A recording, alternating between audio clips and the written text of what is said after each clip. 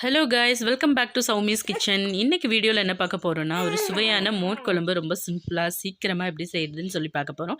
அதுக்கு முன்னாடி video first time பார்க்குறவங்க சப்ஸ்கிரைப் பண்ணிடுங்க, பக்கத்தில் இருக்க பெல் ஐக்கானே மறக்காமல் கிளிக் பண்ணிடுங்க. ஓகே, இந்த குழம்பு எப்படி சிம்பிளாக சீக்கிரமாக செய்கிறதுன்னு சொல்லி வீடியோக்குள்ளே போய் பார்ப்போம்.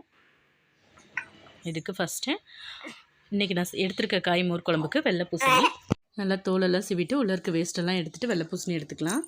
தேவையான அளவு உப்பு சேர்த்து அதை வேக வச்சிடலாம் தண்ணியோட. ஓகே, 2 ஸ்பூன் வந்துட்டு பருப்பு 2 மணி நேரம் ஊற வச்சு எடுத்துக்கலாம்.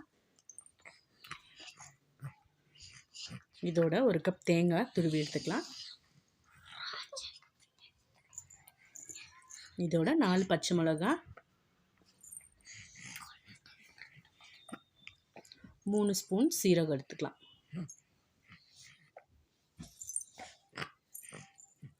இதெல்லாம் சேர்த்து நல்லா தேவையான அளவு தண்ணி சேர்த்து நல்லா ஃபைன் பேஸ்ட்டாக அரைச்சி எடுத்துக்கலாம். இதோட தயிரையும் இந்த மாதிரி அடித்து எடுத்து வச்சுக்கோங்க. அப்போ குழம்புல திரியாக இருக்காமல் இருக்கும். தேவையான அளவு ஒரு பாத்திரம் வச்சுட்டு தேவையான அளவு எண்ணெய் சேர்த்திடலாம். எண்ணெய் சூடானதுக்கப்புறம் கொஞ்சமாக கடுகு, கொஞ்சம் கருவேப்பிலை, ஒரு 5 வரமிளகா சேர்த்துடலாம். நல்லா பொரியட்டும். இதோட கொஞ்சமாக சின்ன வெங்காயம் சேர்த்து நல்லா வதக்கிக்கலாம். இதெல்லாம் வதங்கினதுக்கப்புறம் 1 ஸ்பூன் வந்துட்டு பெருங்காயத்தூள் சேர்த்திடலாம். சேர்த்துட்டு இதையும் நல்லா வதக்கிடலாம். இப்போ வேக வச்ச காயை இதில் சேர்த்துடலாம்.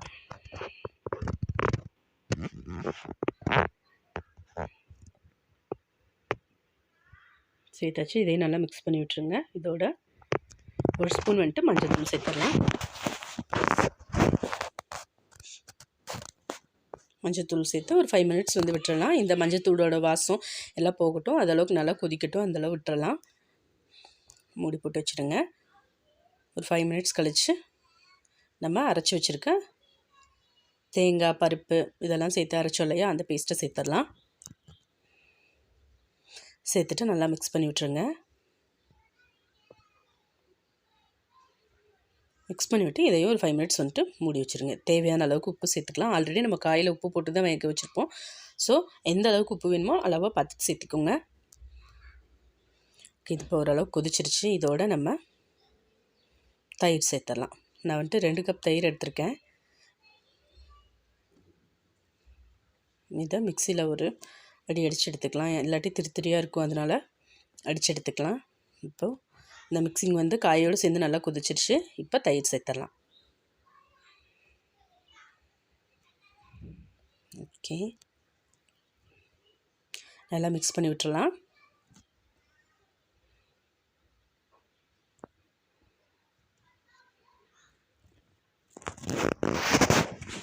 நல்லா மிக்ஸ் பண்ணி விட்டுட்டு 5 மினிட்ஸ் வந்துட்டு சிம் ஃப்ளேம்லேயே வச்சுக்கோங்க. இது ரொம்ப கொதிச்சு நம்ம நார்மலாக குழம்பு கொதிக்கிற மாதிரி தயிர் ஊற்றுனதுக்கப்புறம் கொதிக்க விட்டோம் அப்படின்னா வந்துட்டு திரியாக ஆயிரும். ஸோ அந்த டேஸ்ட்டும் மாறிடும், குழம்பே வேஸ்ட்டான போல் ஆயிரும். அதனால சிம் ஃப்ளேமில் வச்சுக்கோங்க. சிம் ஃப்ளேமில் வச்சுட்டு ஒரு 5 மினிட்ஸ் ஒன்ஸ் வந்துட்டு இப்படி கிண்டி பாருங்கள். தென் வந்துட்டு சின்ன சின்ன பபிள்ஸாக வரும். சுற்றிலும் சின்ன சின்ன பபிள்ஸ் வரும்போது வந்துட்டு நீங்கள் ஆஃப் பண்ணிடுங்க. அதுதான் கரெக்டான ஒரு ஸ்டேஜ். அந்த இதில் நீங்கள் ஆஃப் பண்ணிடுங்க. ஆஃப் பண்ணிடலாம். ஆஃப் பண்ணிட்டோம்னா நமக்கு தேவையான மோர் குழம்பு சூப்பராக தயாராகிரும். கண்டிப்பாக ட்ரை பண்ணி பாருங்கள். ரொம்ப ஈஸி. ஸோ நமக்கு ஏதாவது அவசரமாக என்ன குழம்பு வைக்கிறதுன்னு தெரியலாட்டி மோர் குழம்பு ட்ரை பண்ணுங்கள். தேங்க்யூ ஃபார் வாட்சிங் மை வீடியோ கைஸ். தேங்க்யூ.